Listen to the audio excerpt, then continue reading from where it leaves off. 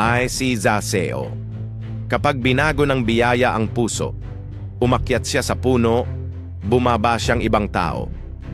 Si Zaseo ay isang mayamang lalaki, ngunit hindi minamahal. Isa siyang maniningil ng buwis, kilala sa panlalamang sa kapwa. Iniiwasan siya ng lahat. Nang dumating si Jesus sa kanilang bayan, gustong-gusto siyang makita ni Zaseo. Ngunit dahil siya'y pandak, hindi niya makita si Jesus sa gitna ng maraming tao. Kaya gumawa siya ng kakaiba. Umakyat siya sa isang puno.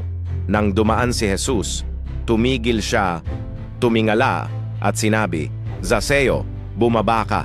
Ngayong araw, ako'y manunuluyan sa iyong bahay." Nagulat ang lahat. Bakit pipiliin ni Jesus ang isang makasalanan? Ngunit sa sandaling iyon, nabago ang puso ni Zaseo. Tumayo siya at sinabi, "Ibibigay ko ang kalahati ng aking ari-arian sa mahihirap. At kung may aking nadaya, 4 na ulit kong babayaran." At sinabi ni Jesus, "Ngayong araw, dumating ang kaligtasan sa bahay na ito." Hindi pinahiya ng biyaya si Zaseo, binago siya nito.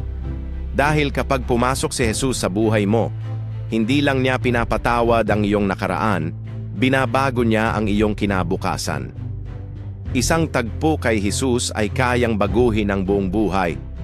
Kung nagustuhan mo ang video na ito, pakipindot ang like, share at mag-subscribe para sa mas marami pang video na ganito.